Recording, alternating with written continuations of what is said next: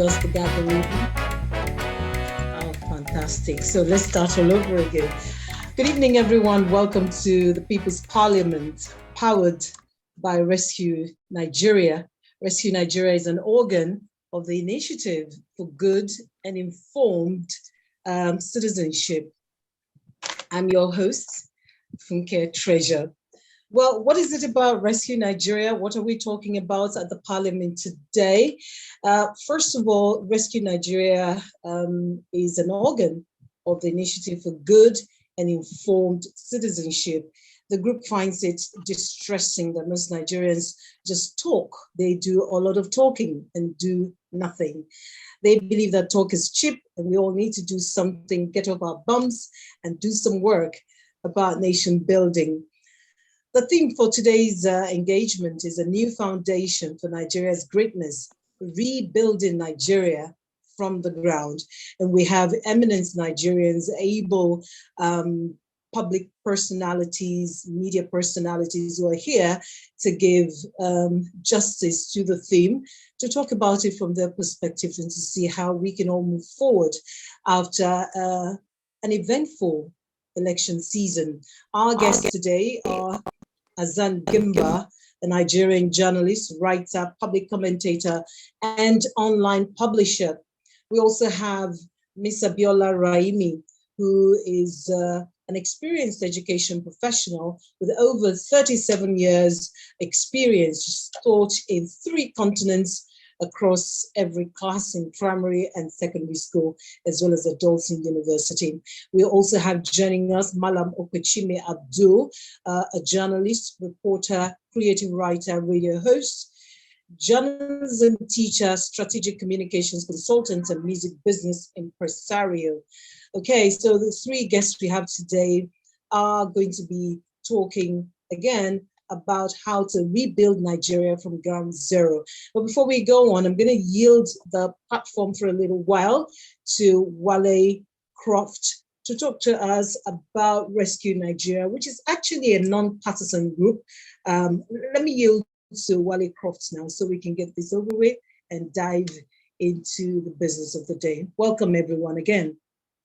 Good afternoon and good evening and maybe good morning, wherever you are in the world.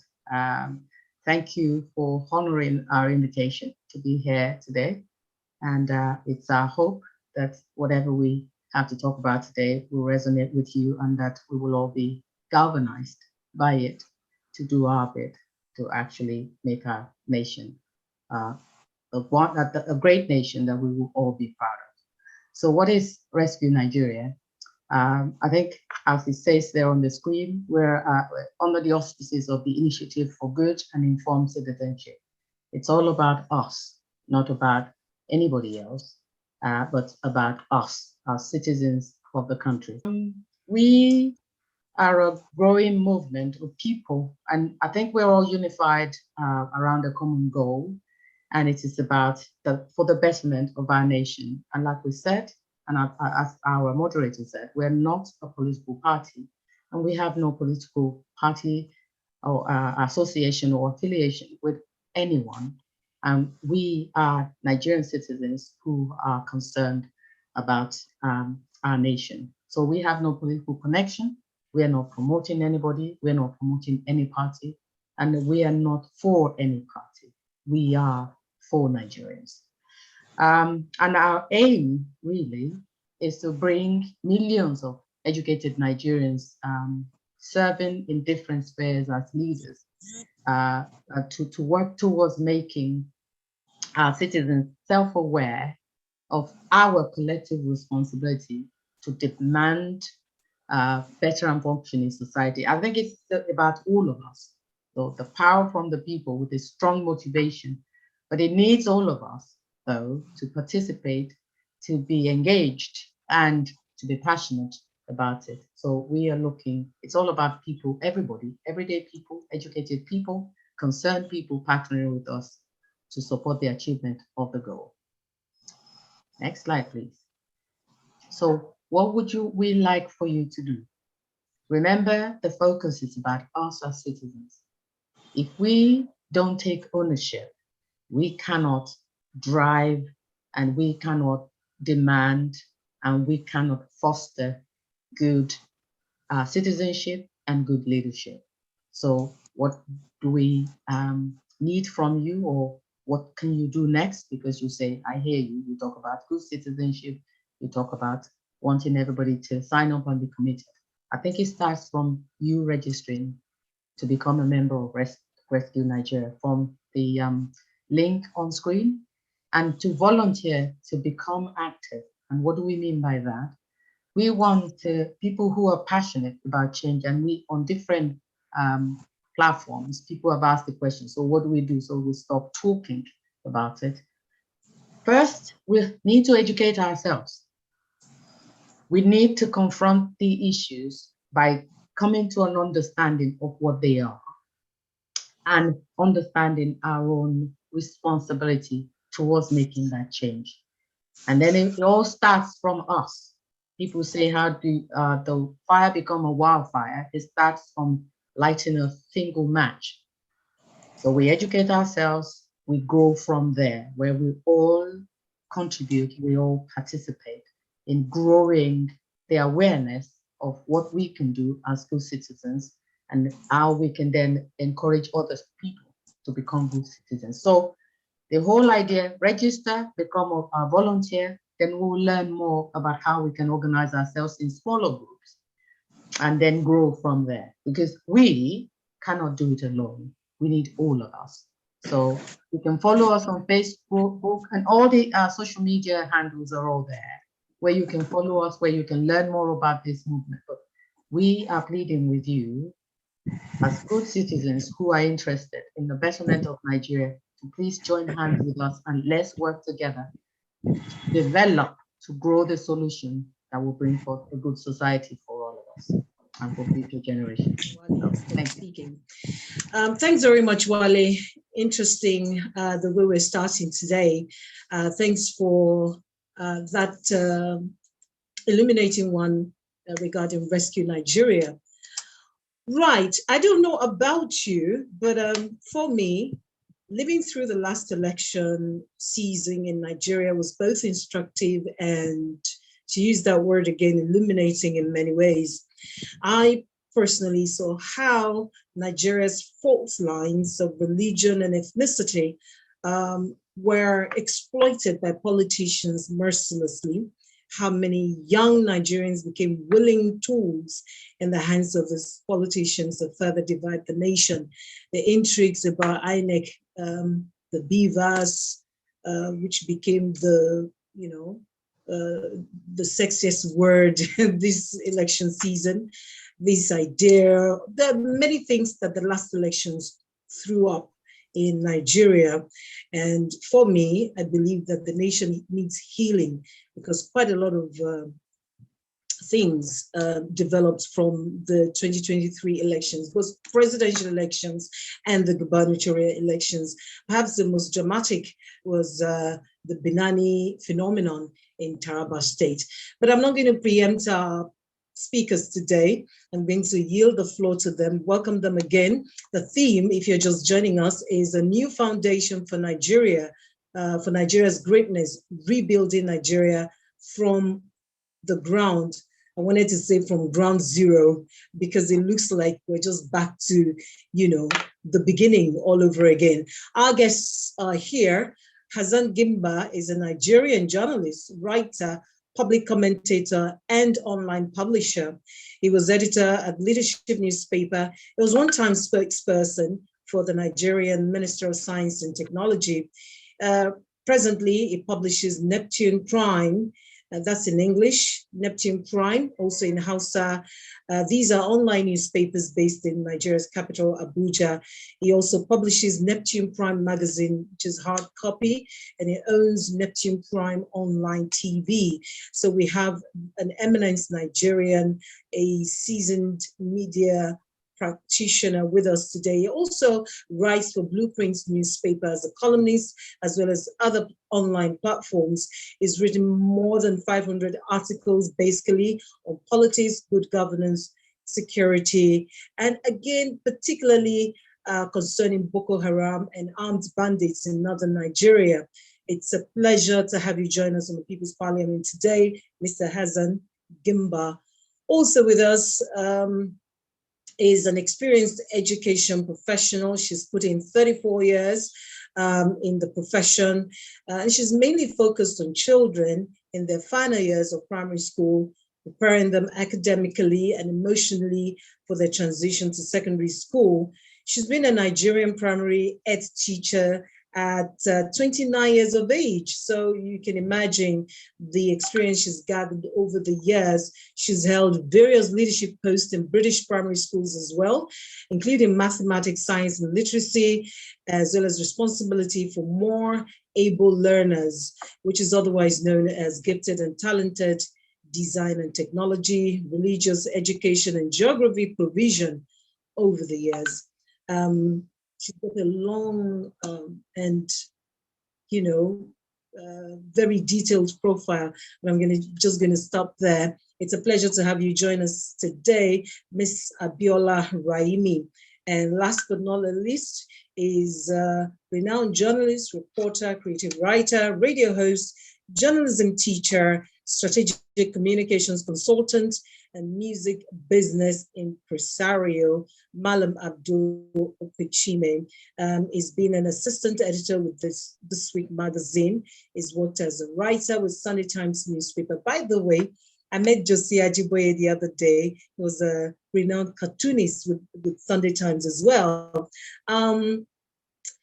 Malam Okwechime Abdul became special advisor on media to Nigeria Airways Managing Director, Communication Director, to Malam MD Yusufu Presidential Campaign, and Dr. Wale Babalakin's Baikutne Nigeria Limited. He founded Person to Person Limited, a strategic communications, artistic, and music managers company. And also Kalakuta Chronicles, a radio program that he presents presently. Welcome to our three guests. Can we welcome them? Let us welcome them with welcome in the comment section. Let's just do that to welcome our three guests. Can we have you talk to us? Just a warm welcome. Good afternoon, everyone, from you. Good afternoon, everyone. Oh, great. Good afternoon, everyone, from Malam Abdul. Great.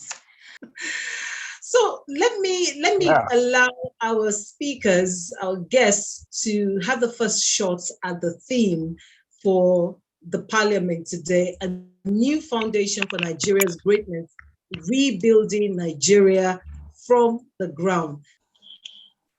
I think the theme, rebuilding Nigeria from the ground, for me is very apt.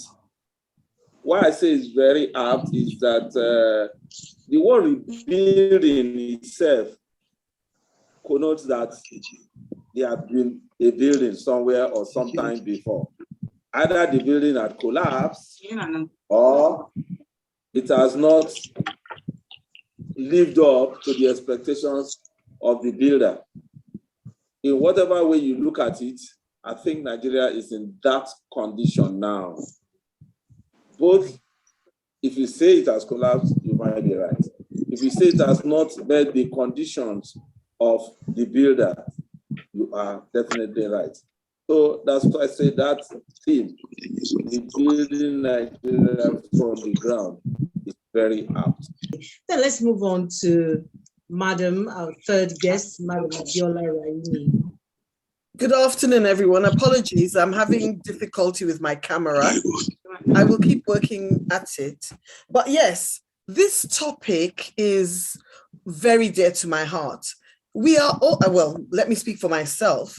I had my primary years in Nigeria and secondary up until Form 5. And I remember what Nigeria was like, and it is nothing like what it is now.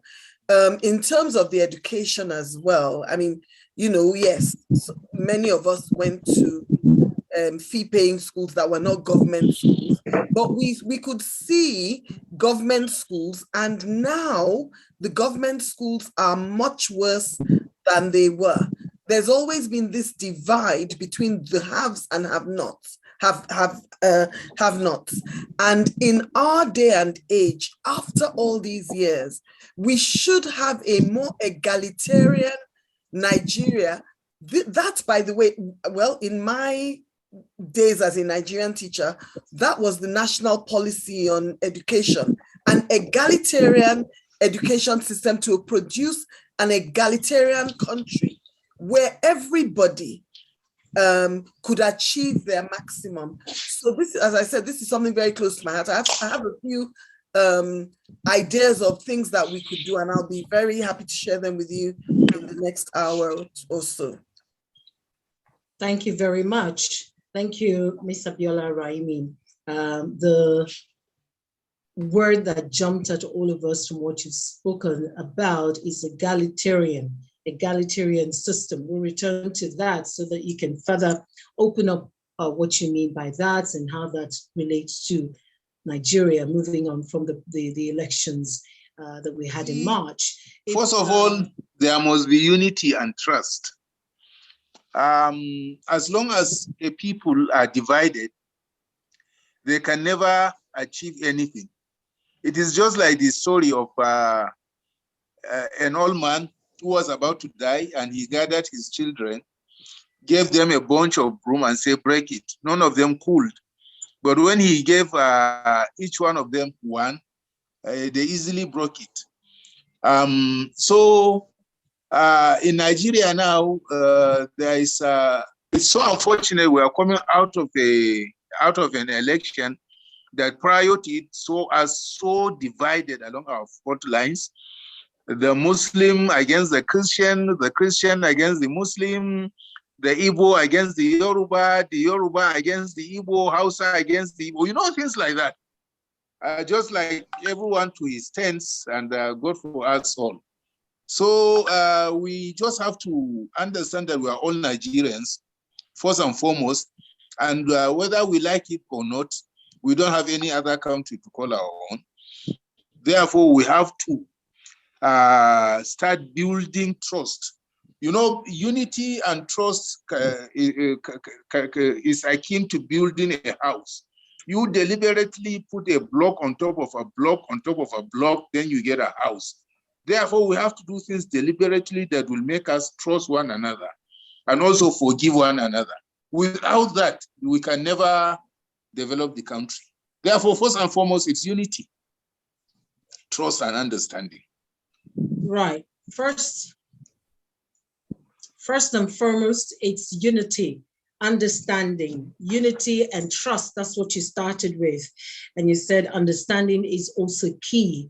Now that the elections are over, if you're like me, the average Nigerian has seen so many WhatsApp messages with messages that were as poisonous can be, circulating in the past 2 months. And to use your analogy, Hassan Gimba, of the building, you see that this building called Nigeria is barely standing at the moment. There's a lot of mistrust. There's a lot of misgivings. There's a lot of distrust. There's a lot of suspicion. And to use your words as well, this nation needs healing, which is why we're looking at rebuilding Nigeria. So the question I'm going to be posing to all three guests as we start off in earnest is, what in the foundation of Nigeria was not done right by the developers in 1960, which has brought us to where we are presently? So I'm going to start off with Malam Gimba as well. I'm sure you heard that question that I've asked, and then I'll move on to the other guest. So if you're ready. You see, it's not a question of whether the foundation was right or wrong. The most important thing was is that those who were at the end of affairs at that time should have built that trust we are now talking about. Even in the First Republic, you know, the gladiators or the leaders of the various regions always behave like mother hen who knows only her chickens. Therefore, the Sardauna will come home. He only knows about the north, and what he wants to develop is the north and the northerner. Aolo will go to the west. What he knew was the west and then the westerner. Zeke was in the east. All he knew was the east and the Igbos. So everyone was building his own home, not Nigeria as a home. So probably that's where we got it wrong. And then in that case, then you go to the system of governance then. It was the system of governance that made regionalism a must. Probably if it wasn't a Westminster Abbey sort of government and it's a unitary form of government that we are now practicing, probably our journey to nationhood would have been faster and it will have been a fait accompli by now. That's how I see it. Right. Let me move on then to Ms. Raimi. What do you think? What's your response to that question? Okay. First of all, the exit of the colonial masters had already set us up for this mess. Not just us, but all Commonwealth countries. The education that we had was very similar to that in the UK, which was designed to maintain the status quo, where we would always be dependent on the UK. The working class in the UK would be dependent on the more affluent classes. So we were not given an education that encouraged us to think, but we have come a long way. We are over 62 years from that time. We have moved on. The world has moved on. The world is more knowledgeable, and Nigeria did not keep up with the developments in the world. And that is why we are where we are. First of all, we did not realize the trap that we were led into. And we also had been set up to fight each other. Lord Lugard wrote about the nature of the tribes. He said the Igbos were good pen pushers, good civil servants. He said the Yorubas loved parties and were stubborn. And he said that the Hausas looked up to the elite, to the rulers, and therefore would be good followers, and therefore they deserved to be the heads of the political classes. And so all these things that we are not aware of led us to where we are today. It's more than just blaming ourselves from the 1960s. There was a trap set, we went into the trap, and it's been like a fulfilling prophecy. From the time we start looking at what the problem was then, we start educating our children to move on. We start educating the adults to think different. That is only when we will begin to have a foundation to get us out of this rut. Thank you very much, Madam Raimi. Let me move on to Okwechime Abdul now. What's your take? Is it any different from the first two that we've heard? Yes, I think I'm quite a bit not with the first two speakers on this matter. I think, and I know that what actually happened was the military intervention in our system. We had a democracy, no matter how we looked at it, as like the first speaker said, could have been tribal. But even as it appeared tribal back then, there were common fronts where everybody interacted.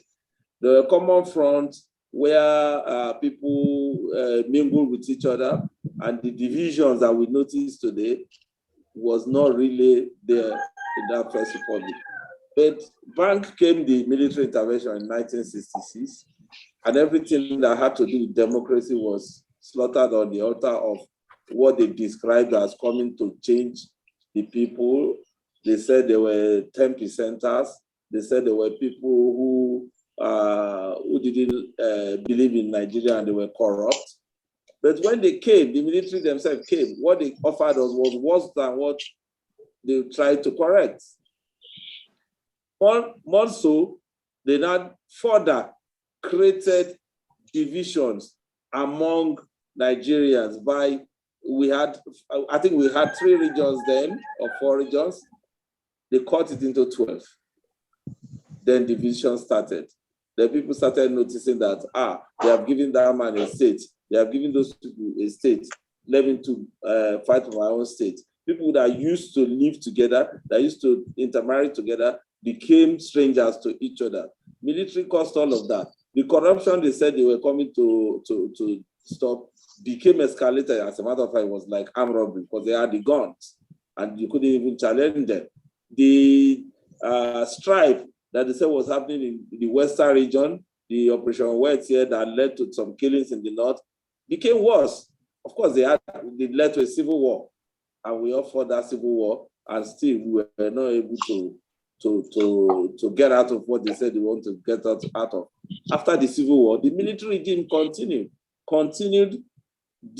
cutting the Nigerian boundaries to pieces. People begin to see their former brothers and sisters as now enemies, as now different from them.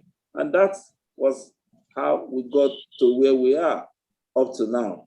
And even when we came to this Second Republic, or whatever it is called, from 1999, there have not been anybody who had not passed through the military that has ruled Nigeria. If you check it out, from Obasanjo to Jonathan, to all of them were products of the military, all of them. You could now say that maybe now we are seeing people who kicked against what military stood for, now trying to get to government. So to me, it was that intervention. What we are learning now, trying to curb rigging, trying to do all of this ballot snatching, we will have done all of that if the military had allowed us. We will have progressed naturally into the next stage. But now we are learning to live like that. And I'm sure sometimes we'll be able to rebuild. That's an interesting take, Malam Okwechime Abdul. He placed the blame squarely at the feet of the military, stating that their intervention persistently in governance has led to state creations. So they've created many states, fragmented the nation, and brought us to the divisions we've seen today. Interesting take. Madam Abiola Raimi said we set up to fight each other. And you've talked about all that Lord Lugard said about the 3 major tribes. And Malam Hassan Gimba, you talked about the gladiators at the beginning. The question was, what is in the foundation of Nigeria that was not done right by the developers in 1960? And you've said the gladiators, Awolowo, Sedona, Zik, the system of governance was regional. And it's interesting to see the intersection in what we have said and what Malam Abdul has said. While the gladiators focused on developing the different regions in Nigeria, the military came and decided to fragment these regions into states and continue. Where I differ, and I think my opinion matters here, where I differ is that years after the military, we're still trying to crawl. We're still blaming the military. And we're blaming. Did you ask me a question? So, Malam, I'm going to give you space to talk. So, we're still blaming, still a blame game. How do we move on from this blame game? And if you have something to say about this fragmentation I talked about, yes, please. Malam Hassan Gimba. Okay. You are quite right. We cannot continue with this blame game because it helps no one, and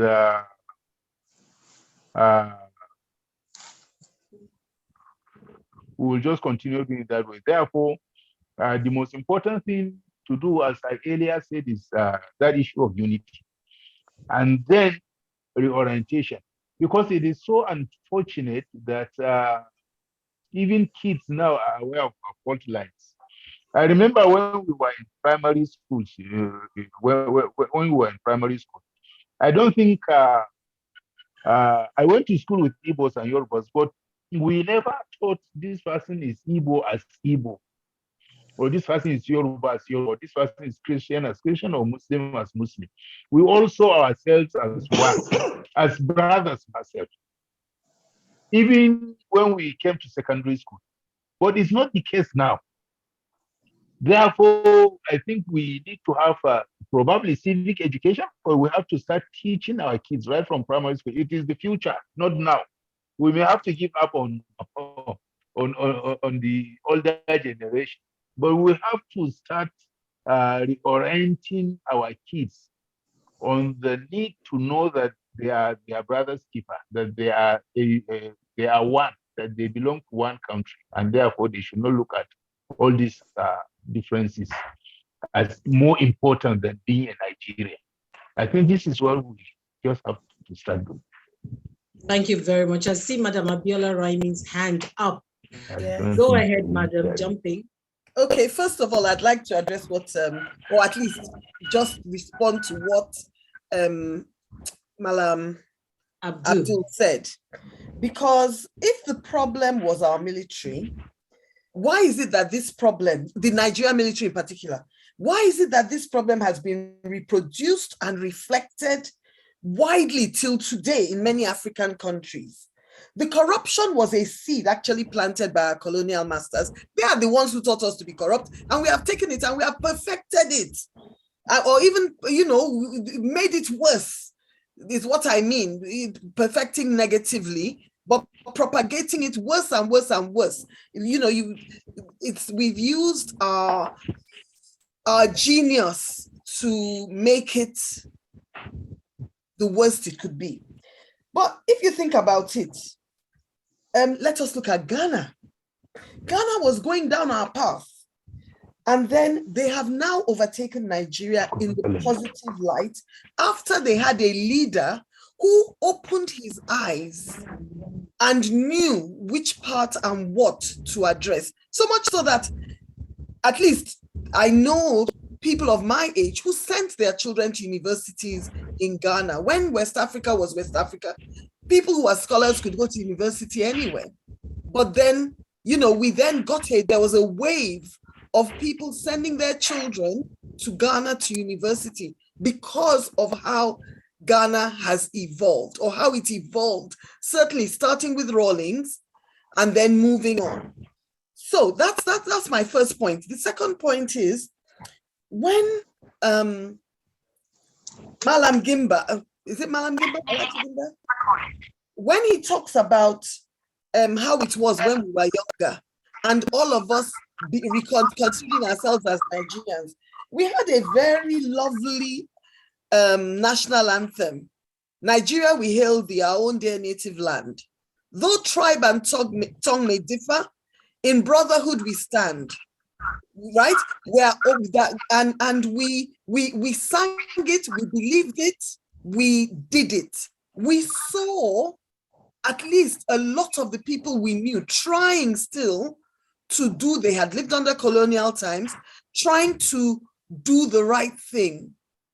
But then there's the element of the negative that they left with us. And over time, that took a downward spiral. Sorry, I don't know why there's echoing. That took a downward spiral. And the more it did that, the more negative role models our children saw. There's something called the hidden curriculum. You tell a child to be good, but you, the adult role models, are bad. You tell a child to stand up for what is right and not to steal, yet they see you stealing. They see you bringing things, getting things that do not belong to you. You tell a child to stand up for justice, and they see you, meting out injustice.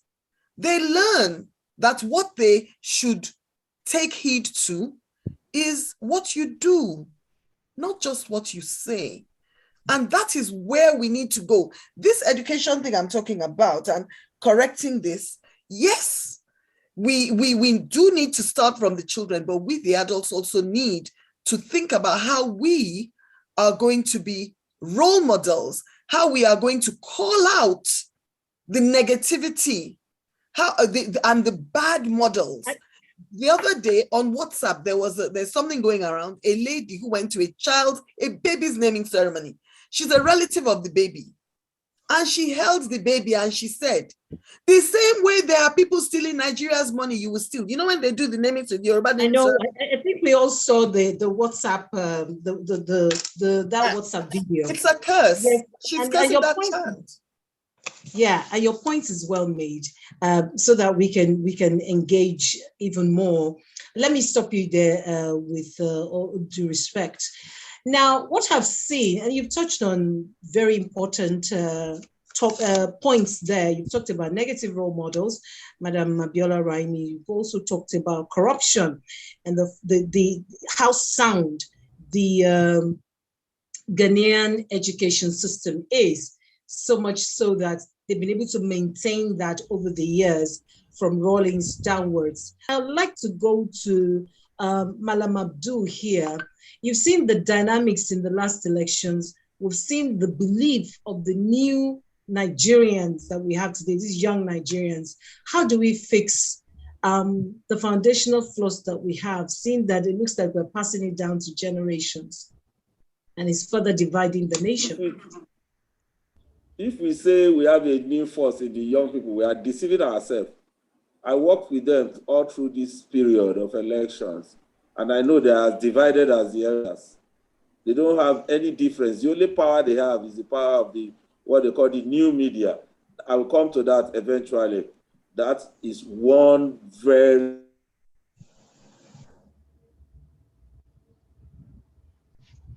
Hello? Oh, you just touched a very fascinating point of discussion there. Serious. We have any differences. They are as... Hello? They are as yes. religious, divisive as the elder ones. So if you think that you have a lot of young people who are questioning the status quo, they are not questioning the status quo. They are part of the status quo. If you give them a yard, they will take 10 in terms of corruption, in terms of whatever it is that the elder ones are doing. What we need to do, the first step before anybody can think of anything is massive reorientation. It's going to be deliberate. It's not going to be something that we are thinking about. It's going to be deliberate. It's starting from the primary school to I went to a secondary school where it was deliberately put together by the government for everybody in Nigeria to be there. I was at King's College when the next person sleeping next to me is one man from Kagoro. I don't even know where Kagoro was then on the map. It's another one there from Oron, Kotekwe. But all we were concerned about that was a deliberate attempt to bring us together. It was constitutionalized. They made sure that that happened. I'm not saying that we can go back to that because the schools are many now, but there's been deliberate attempt at tinkering with the curriculum of the students, starting from the primary schools, starting to let them see that the Chukwuemeka that lives next door to you is not an Omoibo, it's a Nigerian. Or the Abubakar that you go to their shop to go and buy provisions. It's not just a Malamo, it's a Nigerian. Don't let nobody deceive you that it's a Muslim or you're a Christian. We need to live the way we have been living together. That is the basic thing that must happen. And let me go back to I'm not one of those who trade blames. I don't even ask how we get here or how we got here. My own question every time is, how do we get out of here? Right, thank you very much. You've talked about the fact that the younger generation are really not questioning the status quo. They've been socialized into it, and really what they are going for them is the power of the media. I know that Malam Hassan Gimba also talked about reorientation, the fact that civic education is gone. And I remember that we used to have government also as a subject back then. But that's by the way. I've seen two of our guests asking for reorientation. How can we have reorientation when the National Orientation Agency has gone dead? So who's going to take whose responsibility will it be to take on this reorientation of Nigeria in order to fix the flaws when the agency created for that particular reason, for that job, is as dead can be. Let me go back to Madam Abiola Raimi. Thank you. So I was saying that Nigeria is not Lagos, Abuja, the big cities. We have all these rural areas, and there is the mobility issue of people wanting to come into the cities. Nigerians themselves are realizing that it's not always all about the city. People are moving back into their areas. Having a King's College, Queen's College, and international catchment for schools, all schools, is not realistic. And we need to recognize that the population of Nigeria that are living below what may be the average breadline in these cities is the majority of Nigerians. At least 80% of Nigerians will not see the city like that. They will hear what they are told. The national curriculum is what we need to tinker with. Because but how do we, let me pause you there, madam. How you're talking about the national curriculum. Now we have a particular generation that can't be reached by that curriculum. Okay, so what I'm saying is, and I said it earlier, that we need, yes, a reorientation, but it is for all. I agree on that point with Malam Abdul, but we can have little, I remember when we were younger, little jingles on TV, things like that, even shows such as this, where people are encouraged to think. I am philosophy for children trained, it's philosophy for communities. Having that sort of thing, where a question is posed and people are encouraged to think. I know that many, many years ago, there was, and I think there might still be, but I'm just out of touch with it, the radio in local languages, where people were encouraged to think and questions would be posed and they would reflect on their own communities. There needs to be a national adult education, adult education drive, not formal education, but engaging communities in discussion. That is what we need, as well as the children. So I know Malam Abdul said that he doesn't bother himself in where we are coming from. He bothers himself where we're going. There's a saying that if you don't know where you're coming from, you won't know where you're going. You need to know where you're coming from. You need to be able to see how those problems developed, and not just in your elite environment. You need to think about it in the eyes of the grassroots. They get what is filtered down. If the people who are in the middle are tribalist, then the people who are much removed, they just hear the little bits. It's like Chinese whispers. They hear the little bits, which will be the negative, and that is what they will believe, because they don't have access to everything. So okay, again, let me stop you there again, madam. Let me come to what Malam Abdul said about the power of the media, the youth really not being much of a group of disruptors, but that they have the power of the media. By that time, I'm sure you mean social media. However, we saw how disruptive that was and how it almost burns down the nation. For those of us who visit Twitter, for instance, Twitter was a huge tool in this past election. We saw how the young deployed that in further dividing the nation. As it is, as one of us said the other time, it's like Nigeria needs healing right now. So Malam Abdul, would you respond to that and the fact that how do we get this national orientation to be done? Yeah, the national orientation has to start from the basics. I mentioned tinkering with the curriculum of the kids. That's primary school, up to secondary school, up to university. It has to be deliberate. I mentioned that. I know that for real, that the kids is where this change has to start from. And once that can be done, it has to be deliberate. You said that the National Orientation Agency is comatose. It's not comatose. The people who are working there that are comatose, all you need to do is to change the place. That's all you need to do to put the people who are thinking the way we are talking now, that Nigeria needs that healing. We need the healing. We need it. We need to start from beginning.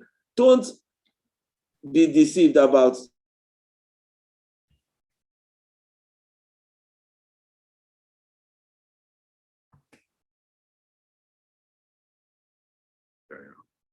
social media agents.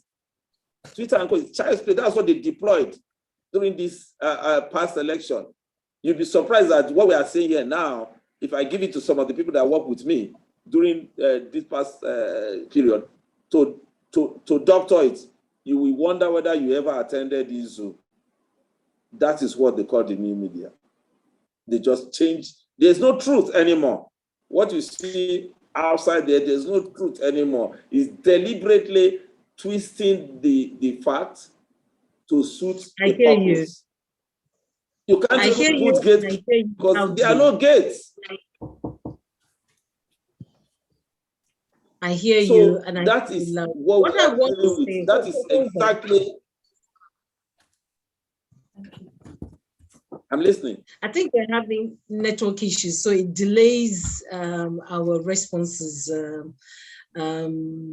intermittently. But what I wanted to say is, and I wanted to draw our attention as a collective to, is the fact that we're talking of primary school, secondary school, university. We already have a mob out there. We already have a group of misinformed youths out there. How do we reach them? Because they continue to be disruptive on social media, and there has to be a way to arrest them.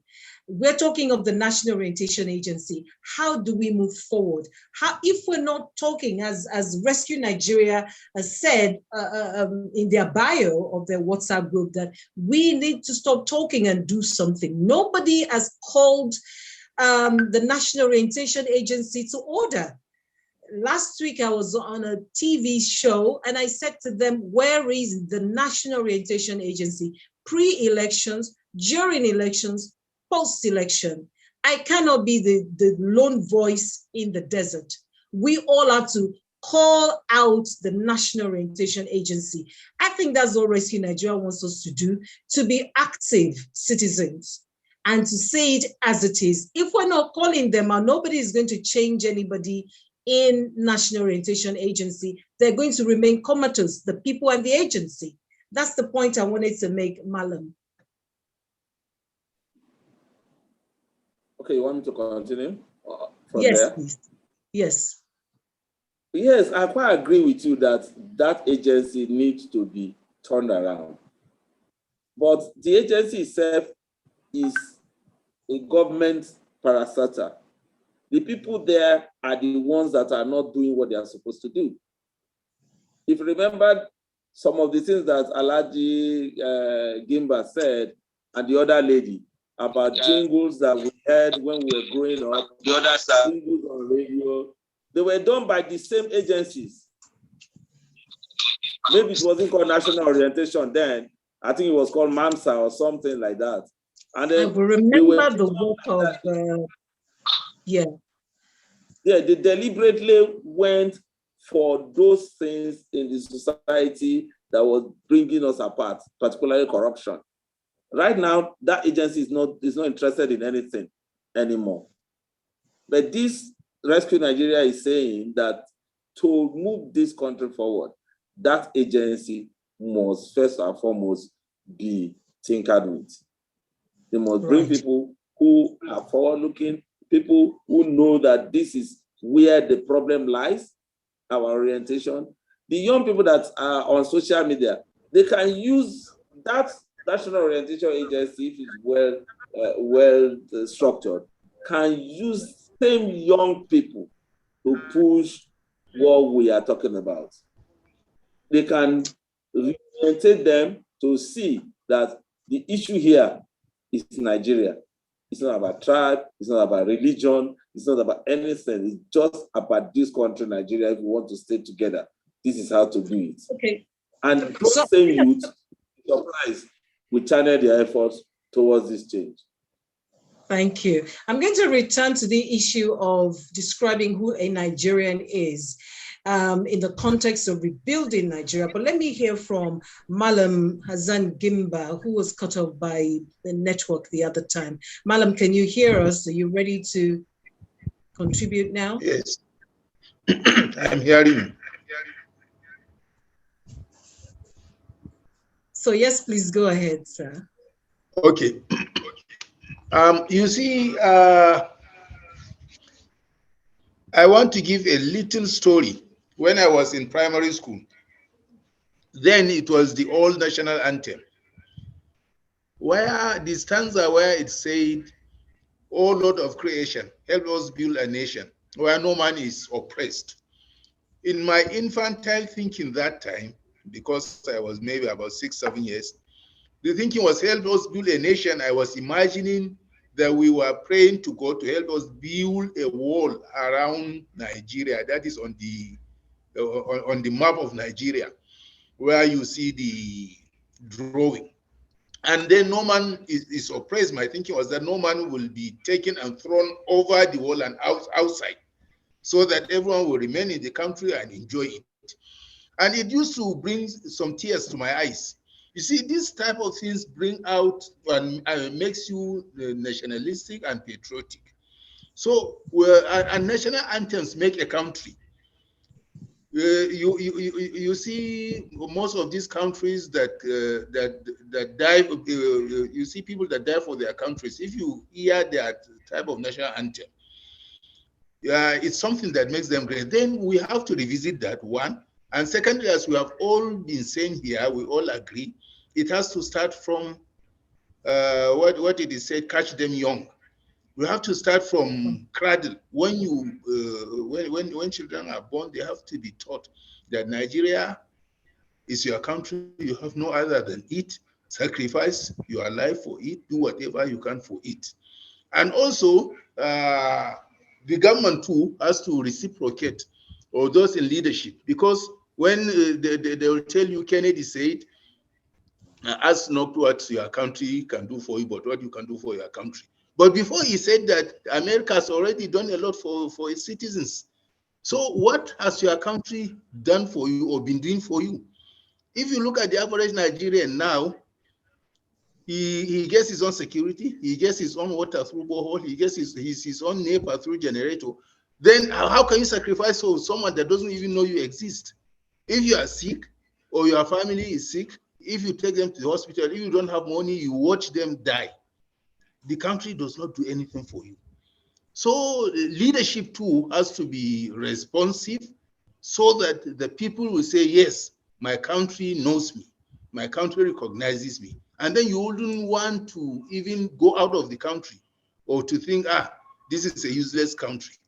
So it is like the citizens have to respect the country, but the country has to respect the citizens too.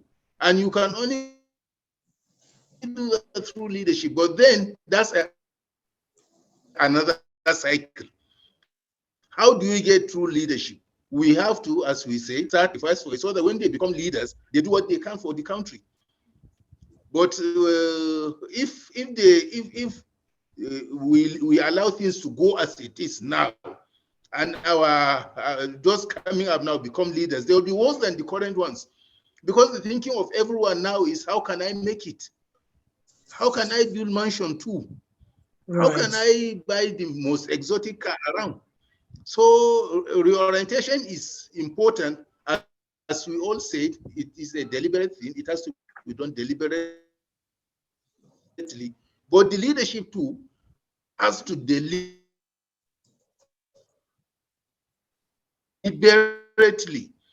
be good. The leadership has to be deliberately good and responsive. That's the last word I heard from you, Malam Hassan Gimba. Yes, that's it. The thing that you said that caught my attention is that the citizens need to respect the country. But the country also has to respect the citizens, which brings me to the next question, and I'm throwing this at Madam Abiola Raimi. If we look at the Rwandan experience, we see that in Rwanda today, you do not say you're a Hutu, you do not say you're a Tutsi, otherwise you will be arrested and jailed because they were coming from somewhere and they've all agreed as a nation to be known as Rwandans or Rwandese, whichever one they've adopted, but they're known as a nation, not as tribes. In the healing process and the rebuilding process that we are aspiring for Nigeria, how do we begin to pivot from I'm Igbo, I'm Yoruba, I'm Hausa, to I am Western, I'm Eastern, I'm Northern, to I am Nigerian? How do we achieve that shift? Because it seemed to be the worst factor dividing the nation and preventing it from being rebuilt, really. I believe in the beauty of the peoples. I don't believe that we can eradicate our tribal origins. We have more and more Nigerians who belong to more than one, a father from one tribe, a mother from another. We are citizens of Nigeria. However, I just want to quickly point out that we cannot compare the Nigerian situation to Rwanda. In Rwanda, Hutus and Tutsis were man-made separations by the Belgians when they wanted to make sure, again, it's back down to colonialism and making sure that there is no unity, because divided people can be ruled. Divided we fall. So the Hutus and the Tutsis, their colonial masters did was look at them and say, your nose is straight, you are this. Your nose is wide, you are this. You are fair-skinned, you are this. They divided them themselves. But we, it's our history. It's our origins. I don't believe, I know people who are half Yoruba, half Igbo, half Yoruba, half Hausa, but they will tell you, my mother is this, my father is that, and they're proud in it. We must be proud of who we are. We must keep our culture, but we must not see our own origins as superior to that of another. We have to be respectful of each person as human beings and as Nigerians, rather than lauding it. Yeah. Thank you very much. Let's have Malam Abdul respond to that, and then we'll take Malam Gimba, and then we'll come to the parliament itself and have some of our members react to what we've been talking about so far.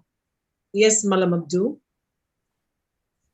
Okay. The issue of tribes, this tribe thing was not as bad as the religion thing that was introduced during this last election. The religion divisiveness tore the country into shreds.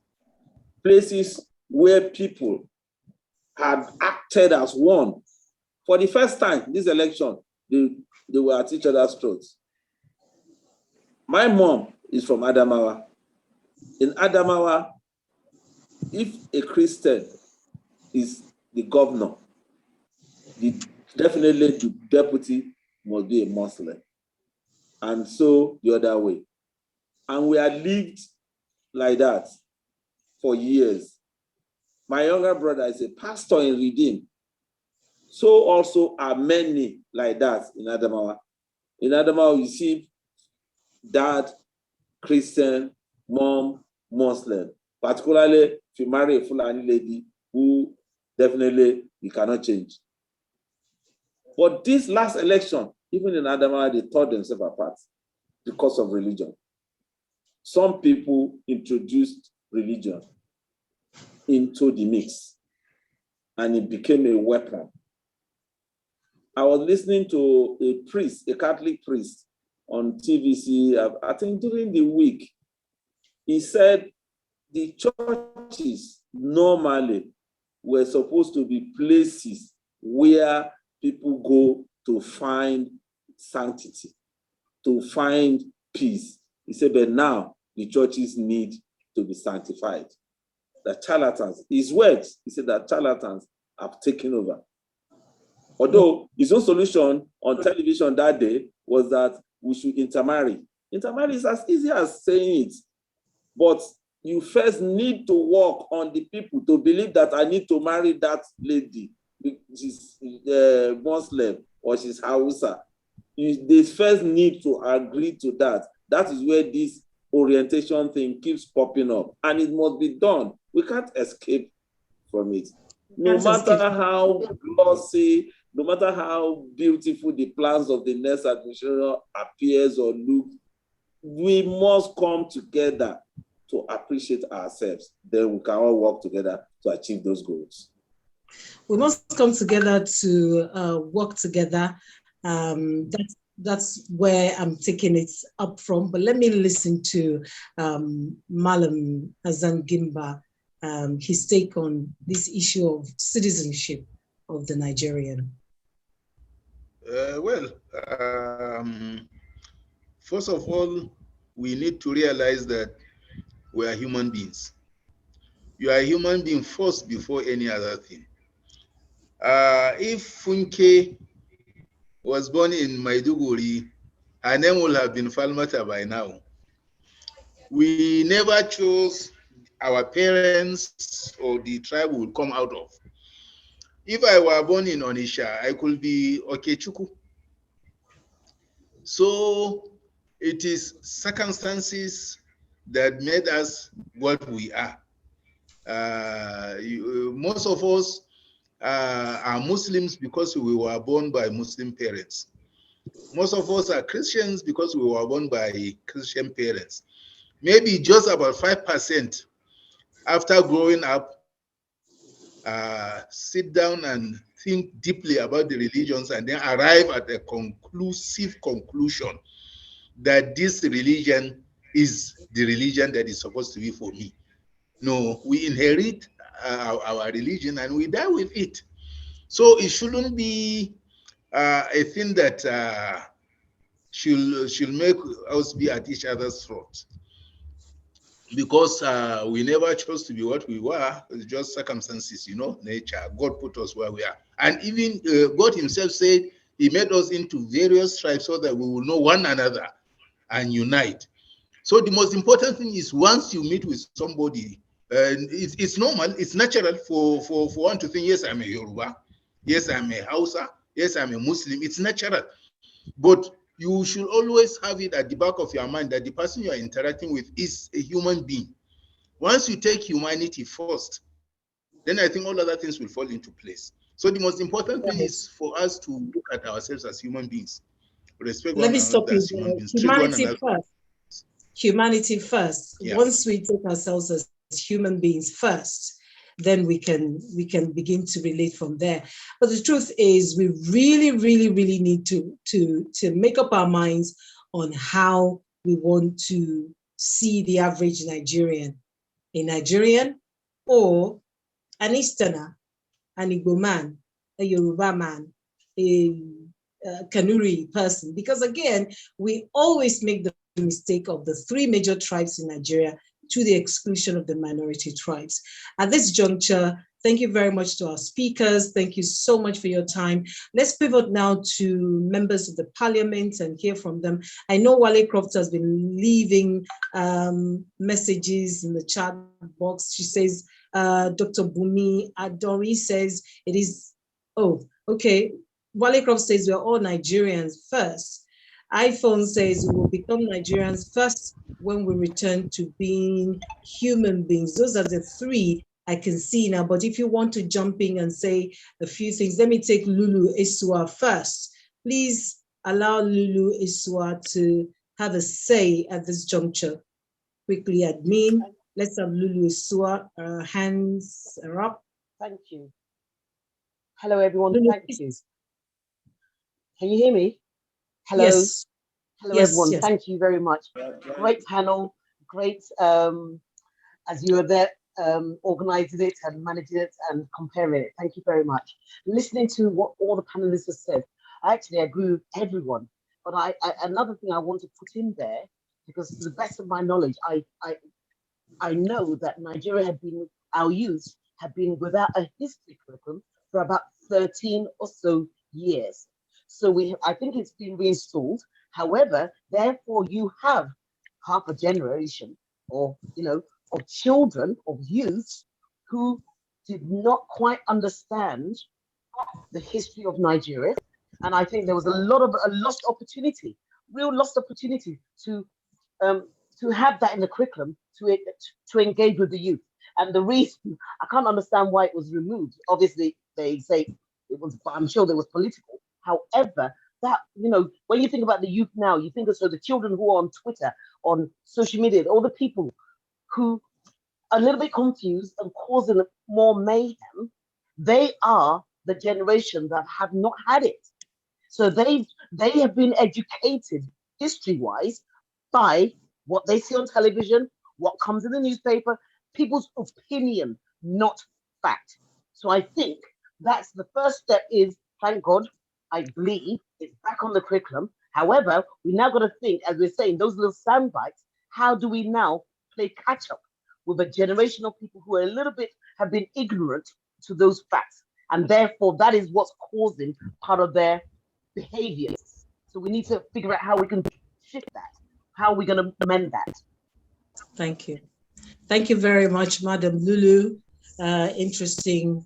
I love your contribution. Can we have someone else now before I go back to the speakers? Wale Croft, you couldn't wait to have a say. I think you can jump in now and have your say.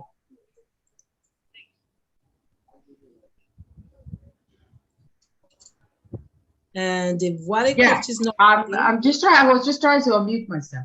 I think everybody's contribution has been great, as the last lady, Madam Esio, said. I think we can overwhelm ourselves with the history. I'm not against, because they say people who do not know the history and learn from the past, they are bound to repeat it. It has this place that we must educate ourselves in terms of where we came from, how we got here. But the focus, as most of the speakers have said, should be, how do we redress the situation? Where do we go from here? You cannot, it is impossible to now foster a great and collaborative and social,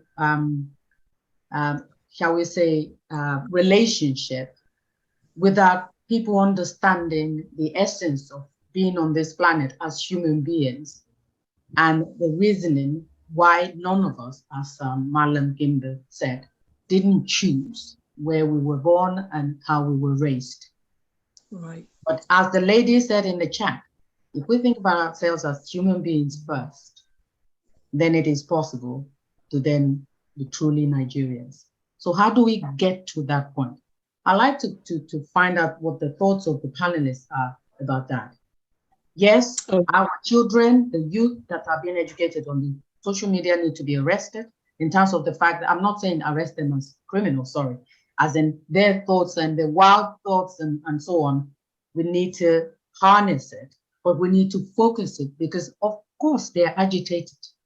Of course they're being left to their devices. And of course, it's like when we were growing up, they say, you can't be trained in the barber shop. You have to be trained by your community, which means everybody in the community have a say in your health and well-being and your development as a human being, because they want you to represent the community. So how do we turn this story around? Thank you very much, Wale Croft. I see Dr. Bumi Adori says, my take is we all know where the problem came from. There is no quick fix. How do we move on? The next generation look up to us.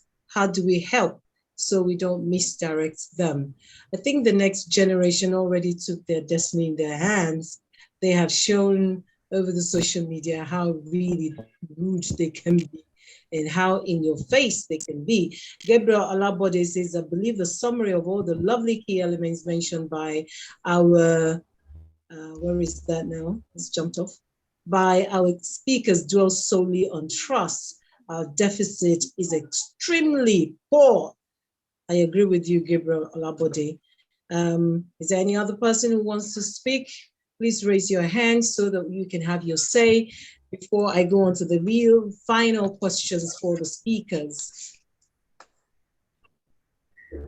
I think there's a point being made by Dr. Adara as well. She said that social media is a double-edged sword. And how do we use this to Nigeria's advantage? And I think that's a key point right there. If social media is where we are going to find it, then we have to go to where we will find them, and we have to take the messages to them.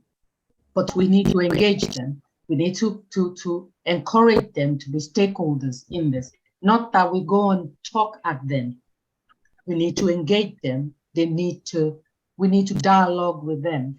We need to understand what their agitations are, and find that they're the ones who can even come up with solutions.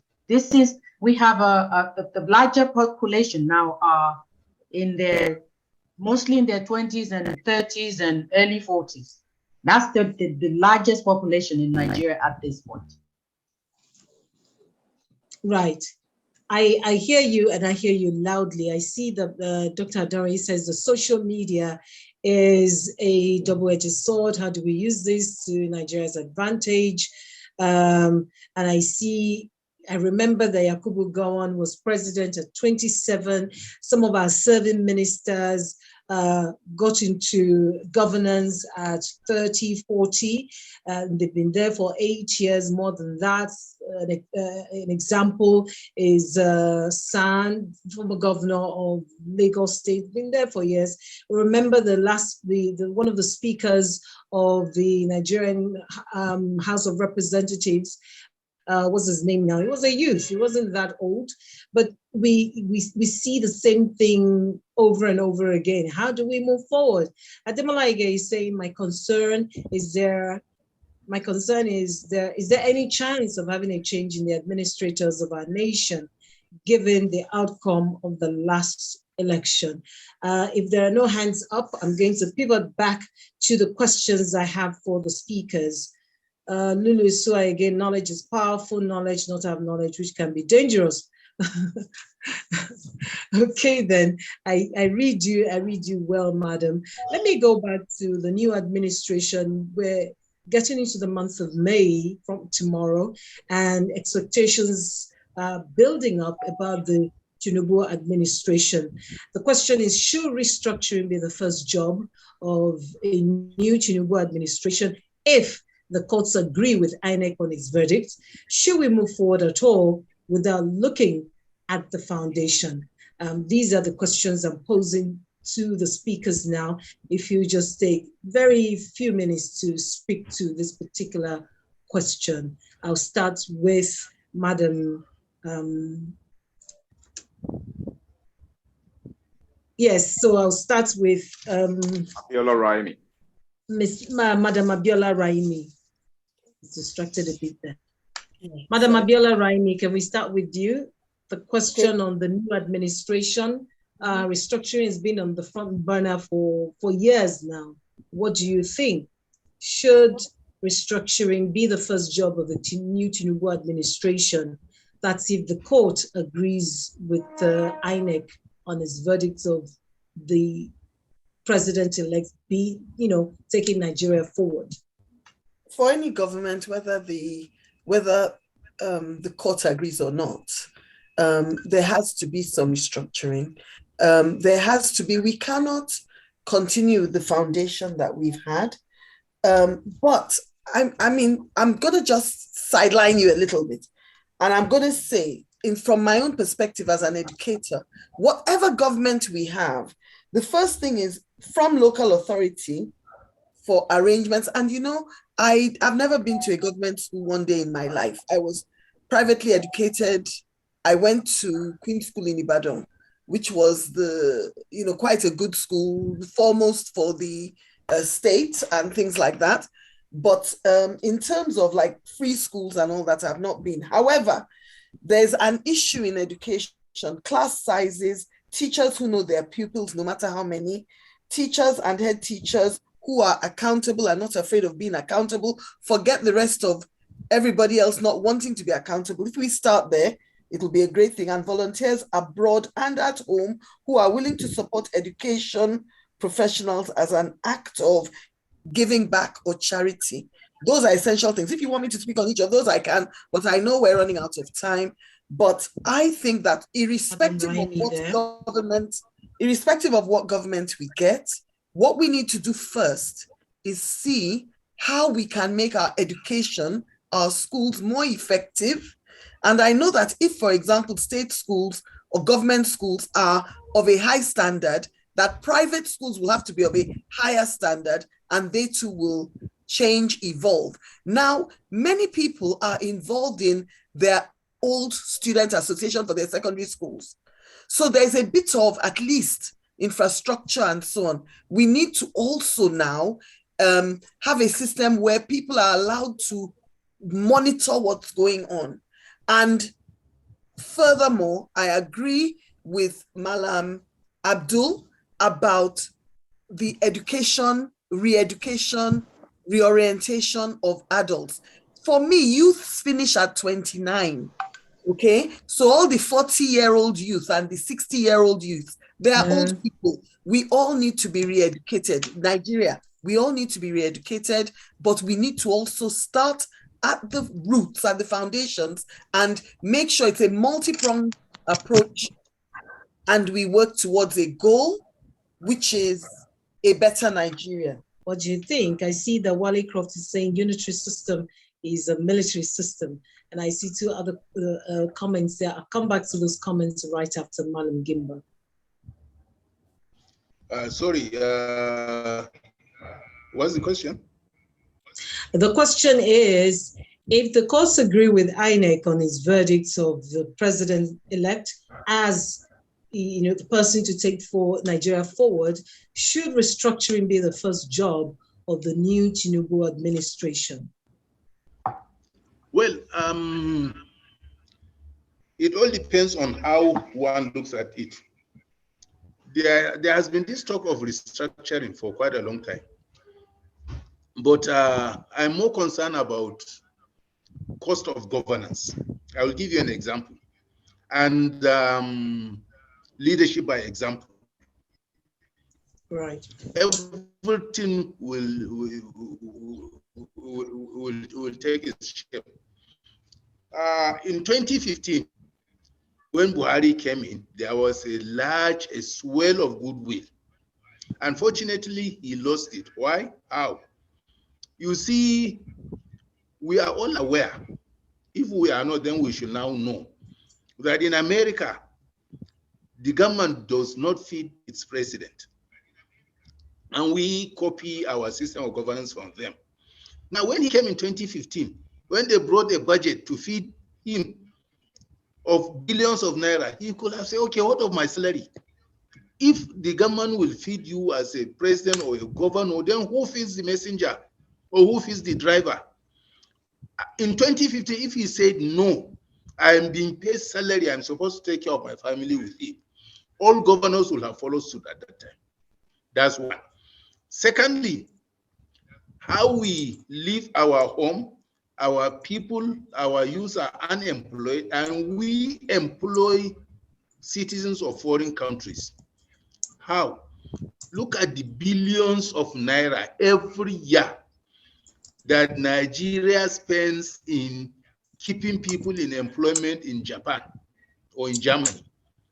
When you buy Prado Jeep for the president, for the governors, for the National Assembly members, for the House of Assembly members, chairman, all these things, billions of naira, you are keeping the company there in business. And now they employ more people so that they produce more products for you people. One, you buy Mercedes for BMW from Germany. And when you look at immigration, you look at customs, you look at prisons, you look at civil defense, all these things, we could have looked at our local industries, those producing cars. Okay, here's the money, do it for us. And with the money, they can, even if you want bulletproof. But your branches in the field or in the zones, in the the 70s, 80s, when they were bad and do the glasses, you know, they do the assembly. So you get employment for a lot of people. But we all lost it in 2015. So any government that comes now, they should look inward. First and foremost, source of governance. Let us buy Nigerian-made cars for all our officials. We will now build our industry. Let governors stop spending 3 billion, 2 billion a year for president, well, to feed him as if he's eating elephant every day. Then these are the things. Then before we talk of, and all these structural things are all peripheral things. Most important thing is the government. Yes, we are spending a lot of money, and then because of this lack of employment, you see a lot of insurgency, all this banditry. Right. Thank you very much, Malam Gimba. You got me cracking there with the CE elephant every day. But truly, the cost of governance in Nigeria is pathetic. It's tragic. But it's also curious how we copied the American system of governance and did not copy their way of, cost of governance, minding the cost of governance. It's just annoying, to say the least. But let me pivot to the chat box. Let me see what's there. Gabriel Olabode says, like ₦1 to $1 agenda, the term restructure has become a political scam signature. Tinubu won't be the first, but we can only hope he's true to his words. Wale Club says, why have we messed up the USA system of government that we have supposedly adopted? Why can't we better it? Lulu Esua says, I believe a zero tolerance on dishonesty within government and role modeling integrity. It will be a hard-fought battle, but it will be the start of giving a clear message. The youths are fed up of not having job prospects and seeing a very unfair system. And Wale Crops back says, do we even need 2 legislative arms? Can we afford it? It is obvious that we cannot. Is there any other one? Yeah, there is someone said there is one from Mr. Sulaiman Shiroma. Yes, he says the solution to our problems is to get the populace to believe back in Nigeria by the action of our leadership in transparency and information sharing. As long as people see their money being placed where their mouths are, they will begin to believe. Honesty and sincerity are key. Justice must not only be served, but it must be seemed to be served. Okay, and one more new message. Politics is not a job. We need stewards. We need selfless people who come to serve and not to be served. That reminds me of the former governor of Niger State who said he was a servant. What did he say? A leader servant, or servant leader back then. And Lulu says it's again back to I chop, you chop. Someone's trying to speak, and then I see Benedict Onyenwe's hands up. Can you please unmute Benedict? I was elated the moment I saw this sometime the previous week. And honestly, we Nigerians, we have the conscience of trying to get things right. I must go straight to the point. If actually we want to get things right, it must start from the leadership. We don't attack things from the foundations that are already built, but rather incoming. The leadership has to be the first area we should address as source of concern. It has to do with good things trickling down from the top down to bottom. Reason being that we want to talk about this. There are a lot of things to talk about if we must start in this country. See, the process that brought in the government must be pure, must be free. It must be seen as a democratic setting. It must be abided by law, by the laws that ought to bring in place a government. So when, by what has transpired 25th of February, Nigerians have seen it. and owned it up that, it is a betrayal of a system. And then going by that, we question that one will be asking itself as a Nigerian is, would there ever be a country that we all aspiring and yearning for? You see, it is when these questions are addressed that we now start talking about repositioning leadership. Because as it stands, we believe that it will be very, very, very, very impossible to have a chicken hatch its egg in an unhygienic area for it to hatch properly. So we all are at stakes to this. So let's start thinking about that. If it is possible to correct and then bring down the temper of Nigerians, which might be very difficult to, in this manner at which the present government is entering office, sidelining, abusing, slandering, and then a lot of things that shows that it's immature to get into government with these characters. So if we begin to address all these things, we'll be able to get things right. I think let me yield the mic for others to contribute, because there are a lot of things to talk in Nigeria. Thank you. Thank you very much, Mr. Benedict. We really have to wrap up now, but my final question for the speakers, and we've been speaking with three eminent Nigerians. I'll do the final outro as we wrap up. But my final questions to our speakers is that if you were the architect, what are the three things you put in place for a great Nigeria to start emerging? No beating about the bush. Three things quickly.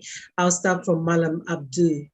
Three things you put in place for a great Nigeria to start emerging as the architect, or maybe as the builder. If you were the builder, what are the three things you put in place for a great Nigeria to start emerging? Quickly now. Three things. The most important thing, they don't even have to be three, is to unite us. That is the most important thing. From the tone of the last speaker, the man who that's Mr. Benedict, yes. Mr. Benedict. From the tone, you could see somebody who is angry at a system as he perceived it. That is what we need to fight. Right. We need to bring everybody back. We need to see that everybody is on same page. All right. We must bring ourselves back. We don't need three things. Once we are together, we are going to work together. Okay. And the major tool for doing this is the media, both the traditional media and the new media. The traditional media is easy to cut because their ways are laid. The most dangerous and the one that we need to handle is what is called the new media. It is what is making everybody talk the way they are talking. They have consumed so much of what the new media is saying. Like I said at the beginning, I worked in the past few months with the people who are pushing the new media. And I know that 70% of what you consume is false. If not more than 70% is false. If not more than Thank you. False. Thank you. Thank you very much for your insight, Malam Okwechime Abdul. Let me move on to Madam Abiola Raimi. Three things you will do if you were the builder and you want a new Nigeria to emerge. Three things. Right. Number one, anti-tribal curriculum for adults and children. So a public adult education curriculum, which will include and use the various forms of media, including and most foremostly the old-fashioned traditional media, and of the same anti-tribal curriculum in the formal education system, which is a 6334 system in Nigeria. Again, organized by people. That's the first thing. The second thing is more accountability in the education system. So at a local government level, encouraging each school to have a board of trustees, board of governors, and friends of the school on a charitable basis. So nobody is expecting money, nobody is exchanging money. And if those people who are on the board can raise money, can fundraise to help the school, fine. But they are not being paid, they are not, but the head teacher, the principal, the headmistress, the headmaster, the teachers are accountable to them. And lastly, so you said three things. So, three things. All right. So lastly, that we all have some form or we think of how we can give back, how we can be good role models, how we can give back, how we can influence others, and we take that role seriously. Right. Anti-tribal curriculum, old-fashioned traditional media, some form of give back as a people, as a community. Thank you very much, Madam Abiola. And you left one out, the middle one, which was accountable education with a board of governors or trustees or friends of the school for every single government school. That actually makes it one. No, that's number 2. The anti-tribal education at all levels is number 1. Number 1. Yeah. Then the board of trustees, so that there's accountability in all education levels of government schools. I'm talking primary mainly because secondary usually has the friends of the school. And then for everybody to be role models, the people who think they know. We can't just speak. We need to actually follow it with action. Thank you very much, Madam Abiola Raimi. And finally, Madam Hassan Gimba. 3 things you will do as a builder in ensuring a new Nigeria. First of all, unity to have unity and build trust. Then secondly, reorientation. All what Madam Abiola said comes under reorientation.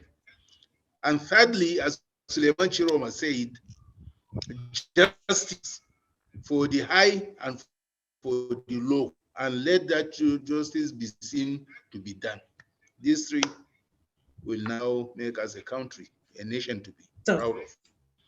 So, thank you. Shikena, unity and building trust, reorientation and trust, if I heard you right, Malam.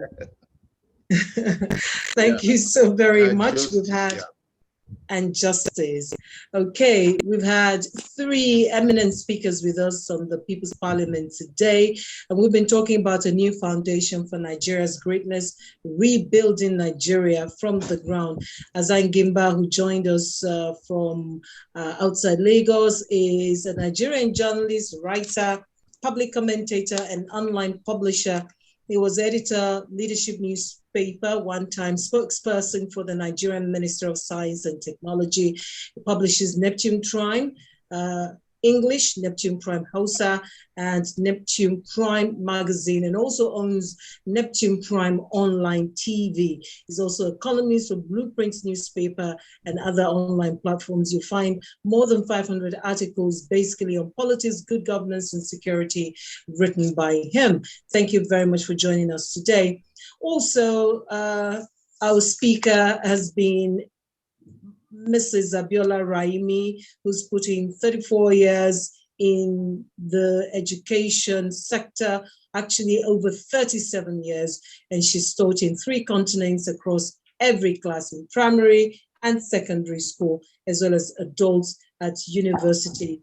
She has a philosophy for children. She's philosophy for children P4C level 2 trained, and believes in facilitating metacognition through encouraging the development of thinking skills. And that's pretty obvious from all our contributions today.